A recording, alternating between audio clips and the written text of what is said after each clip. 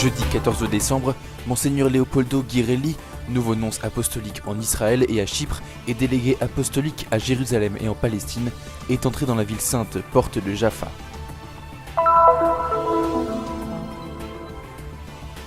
Au Caritas Baby Hospital de Bethléem, nous avons rencontré des personnes qui s'occupent des enfants nécessiteux, comme si elles accueillaient l'enfant Jésus en personne. Dans la ville où Jésus est né, les répétitions pour des concerts et des spectacles des enfants et des jeunes scouts battent leur plein en cette période de Noël.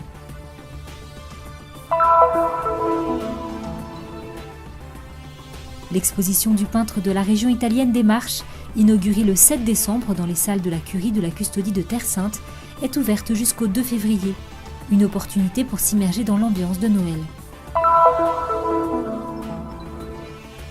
Une aide matérielle et spirituelle, c'est ce que ce groupe réuni à Bethléem a voulu envoyer aux réfugiés qui se trouvent en Jordanie. En décembre 2017, a été ouverte la première maison du Père Noël en Terre Sainte. Chocolat, jouets, une crèche et des chants de Noël pour rendre le sourire aux enfants de la ville.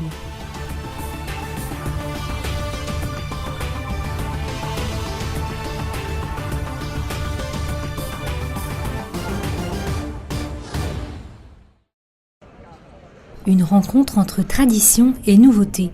C'est ce qui a été vécu à Jérusalem ce jeudi 14 décembre lors de l'entrée solennelle dans la ville sainte de Monseigneur Leopoldo Ghirelli, nonce apostolique en Israël et à Chypre et délégué apostolique à Jérusalem et en Palestine.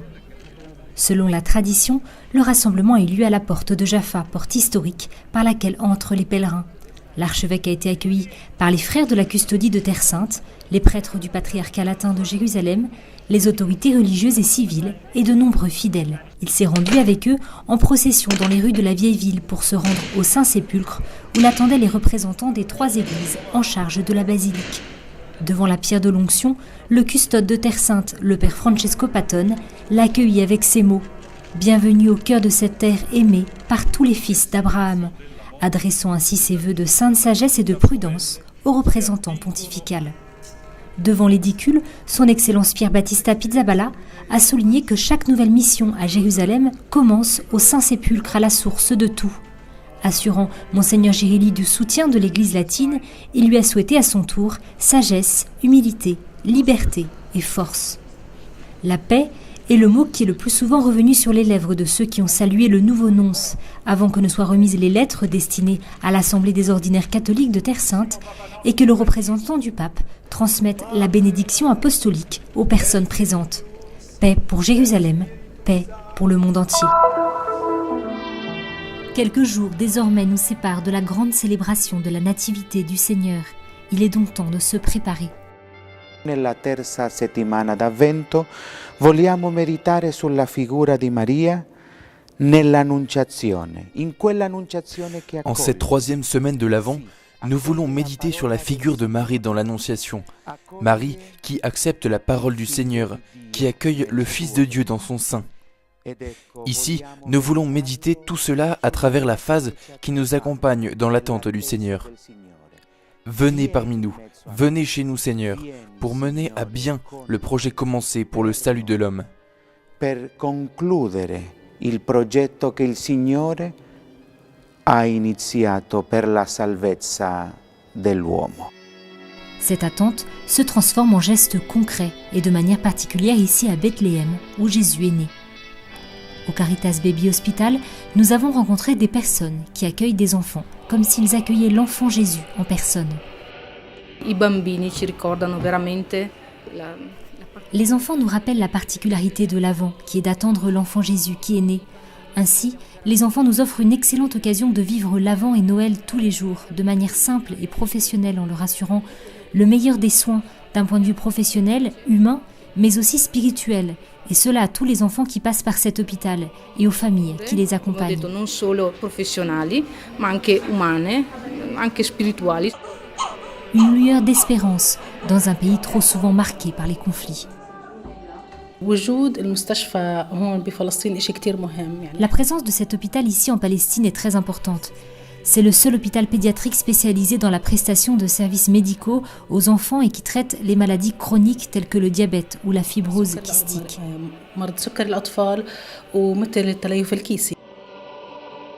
C'est aussi un signe d'espérance pour Palestine et Omar. Ils viennent de Gaza, où il n'y a plus de structure qui traite les maladies congénitales chez les enfants. J'ai reçu un merveilleux traitement de la part des médecins, des infirmières et des physiothérapeutes, y compris dans la section maternité. Les mères ne peuvent pas rester avec leurs enfants pendant longtemps, donc l'hôpital nous donne un endroit où rester. Nous sommes ici depuis 2 mois et la santé de mon fils s'améliore. Ceux qui expérimentent cette rencontre avec Jésus à travers ses enfants s'en sentent remplis.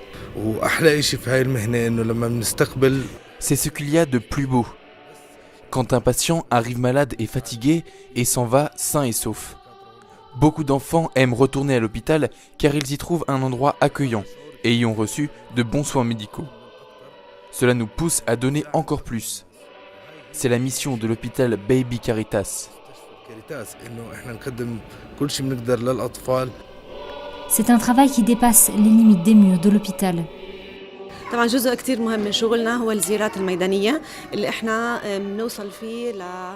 Les visites aux familles dans leurs maisons à Bethléem et Hébron sont une partie importante de notre travail, pour plusieurs raisons.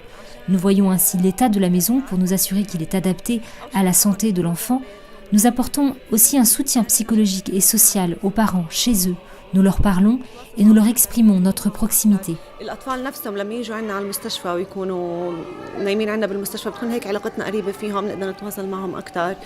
Comme Marie, nous attendons la venue de Jésus sans perdre l'occasion de le rencontrer à travers les plus pauvres et les plus petits.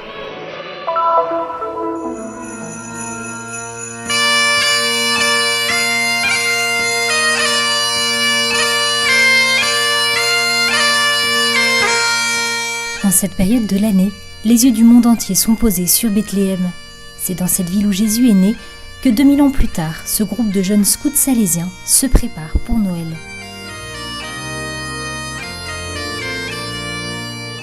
En ce moment, les répétitions des spectacles qui seront mis en scène pour cette grande fête battent leur plein.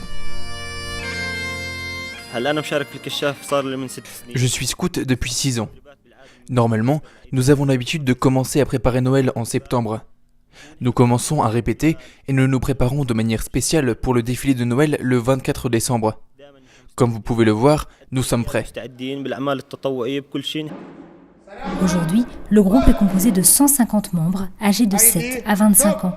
Des enfants et des adolescents qui font partie d'une histoire commencée il y a presque 100 ans.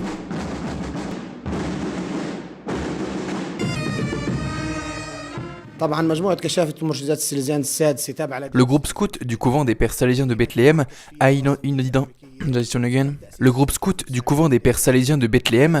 une identité catholique palestinienne et a été fondé en 1922. C'était le premier de Bethléem et le 6e de Palestine. Il a traversé beaucoup de difficultés à cause des guerres et des crises, mais grâce à Dieu et à l'engagement des jeunes et des habitants de Bethléem, il a persévéré en faisant sans cesse des pas en avant. Les idées fusent pour parfaire toujours davantage l'harmonie festive de la fanfare. Je joue du saxophone depuis 5 ans. La coopération entre les membres du groupe est essentielle pour que nous soyons prêts et que nous puissions jouer correctement et de manière ordonnée.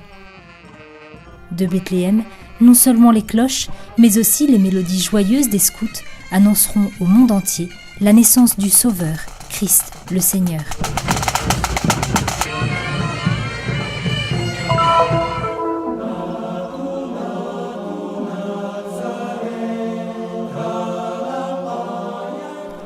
Lorsqu'il était jeune, on l'appelait le peintre soldat. C'était dans les années 60 et Tonino Morizzi, artiste de la région italienne des Marches, était en Sicile pour effectuer son service militaire. Né en 1940, dans une famille de charpentiers, il peint depuis l'âge de 15 ans. En 1963 cependant, il sera à l'origine d'une nouvelle tradition qui marquera un tournant dans sa carrière et dans sa vie, celle des cartes de vœux représentant la nativité, initialement destinées aux membres de sa famille et à des amis proches. J'ai commencé à faire des cartes représentant la nativité, parce que pour moi, cela a toujours été une chose très importante, déterminante dans la vie de tous ceux qui sont catholiques, mais aussi du monde entier. Cette tradition n'a jamais cessé. 15 ans plus tard, Maurizio envoie chaque année 3600 cartes postales, reproductions de ses peintures. Ses œuvres ont fait le tour du monde avant d'arriver à Jérusalem, grâce à une rencontre avec Fra Armando Pierucci, fondateur de l'Institut Magnificat de la Custodie de Terre Sainte, et résidant actuellement en Italie. Ils vivent dans la région des Marches, dans une ville près de l'endroit où se trouve aujourd'hui le père Armando. C'est ce dernier qui a fait une alliance entre l'art et l'art musical et pictural. Nous sommes heureux aujourd'hui non seulement d'être en mesure d'exposer nos œuvres pour le monde, cette année le musée Terra Sancta compte 8 expositions de par le monde, mais aussi d'être en mesure d'accueillir les œuvres des autres. Però essere anche capaci di accogliere delle opere degli altri.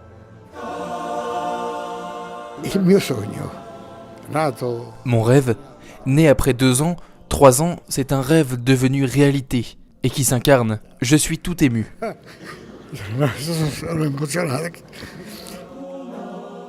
L'exposition, intitulée 1000 fois Noël et située dans la salle de la Curie custodiale du 7 décembre au 2 février, présente 110 œuvres réalisées au fil des années.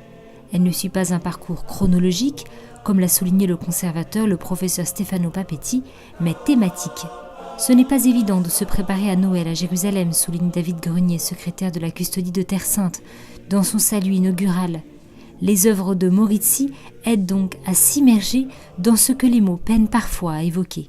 Ses couleurs vibrantes, les traits simples et décisifs, toujours faits avec une spatule, jamais avec un pinceau, raconte sa fille Francesca, suggèrent que ce petit enfant peut non seulement changer, mais aussi sauver le monde entier.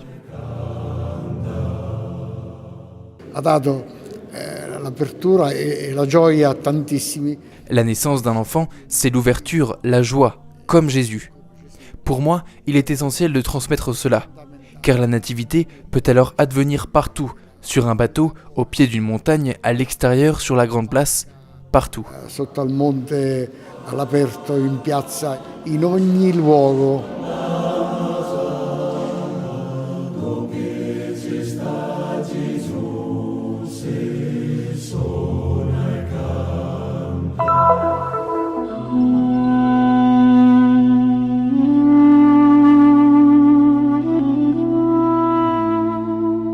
Ce projet de Bethléem est le fruit de la collaboration entre l'administration générale des écoles du patriarcat latin de Jérusalem et le groupe palestinien Shepherds et vise à faire preuve de solidarité envers les réfugiés qui se trouvent en Jordanie.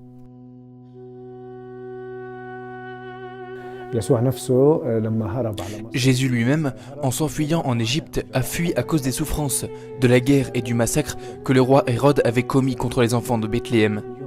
Aujourd'hui, cette souffrance se répète à nouveau contre les chrétiens persécutés et les populations opprimées, en particulier en Syrie, en Irak et dans le monde entier.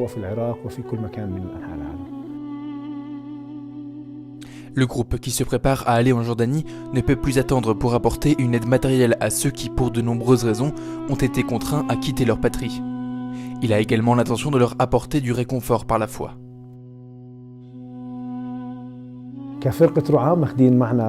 Nous apportons avec nous un beau symbole de la grotte de Noël, une lanterne, la lumière de Noël. Nous l'offrons en signe de solidarité envers les personnes et les réfugiés en Jordanie et les familles jordaniennes elles-mêmes qui vivent à Amman, pour leur donner la lumière de Noël la veille de Noël pendant ces jours de préparation pour Noël. Nous leur donnons de la lumière en signe du fait que, aussi longtemps que Jésus existe, il y aura de la lumière dans nos vies. Avec Jésus, nous trouvons la vie. Il y a aussi des sacrifices ainsi que des actes que nous posons pour le bien de l'être humain.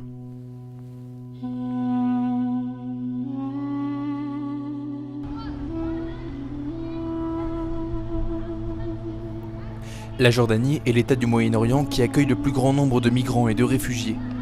Les communautés les plus nombreuses viennent de Syrie avec au moins 1 million de personnes et d'Irak avec 700 000 personnes.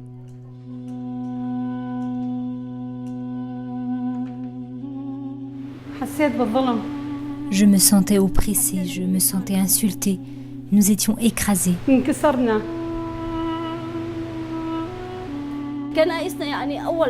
Nos églises étaient les premières églises. La grande église de Tiarei est la plus ancienne église du Moyen-Orient.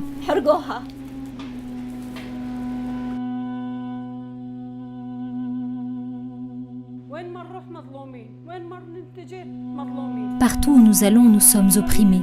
Partout où nous cherchons refuge, nous sommes opprimés. Nous voulons une solution, nous voulons une trêve.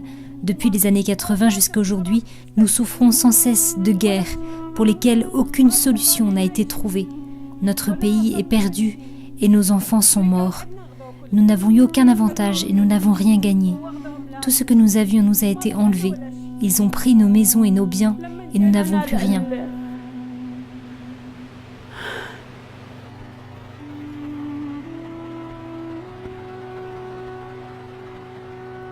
Dans son message pour la journée mondiale des migrants et des réfugiés qui sera célébrée le 14 janvier 2018, le pape François a encouragé le peuple de Dieu et les nations à venir en aide à toutes ces personnes. Tout étranger qui frappe à notre porte est l'occasion de rencontrer Jésus-Christ, a dit François, qui a continué.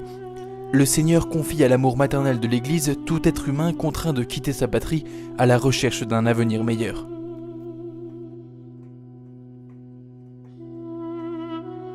Nous sommes surpris par la foi, la force, la patience et la persévérance des réfugiés qui ont tout perdu. Perdu leur maison, leur avenir, leurs études et tout le reste. Pourtant, ils viennent ici, et ce sont eux qui nous enseignent la patience, la foi, la persévérance et l'amour. En réalité, ce sont eux qui nous viennent en aide et non pas l'inverse.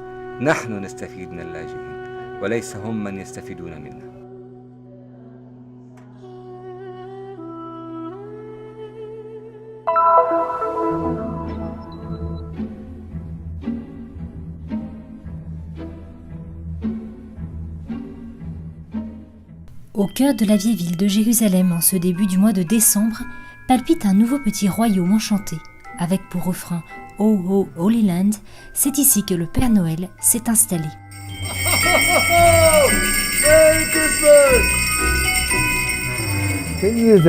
Il y a 10 ans, j'avais mis cet habit rouge pour la première fois pour aller porte de Jaffa distribuer des sapins de Noël.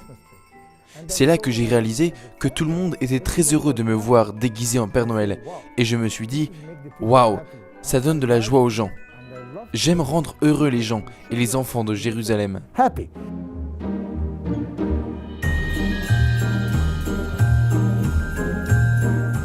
Depuis Noël dernier, un an s'est écoulé durant lequel Issa a pris un vol pour Denver, aux États-Unis, où il a suivi un cours pour tous les candidats Père Noël du monde entier. À l'issue de cette formation, il a obtenu un diplôme officiel et la motivation pour commencer quelque chose de nouveau sur la terre qui nourrit par excellence les plus beaux secrets de Noël.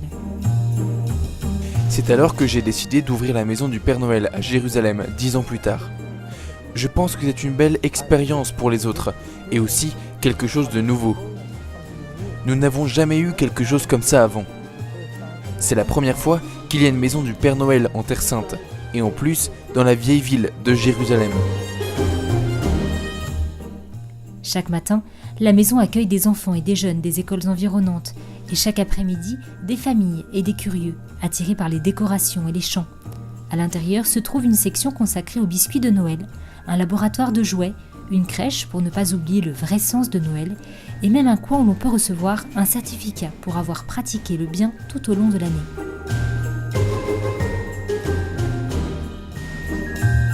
La sérénité n'est pas le mot qui reviendra le plus sur les lèvres pour parler de 2017 en Terre Sainte. La maison du Père Noël est cette petite lueur de joie, ce qui permet un instant de rendre le sourire aux enfants du pays.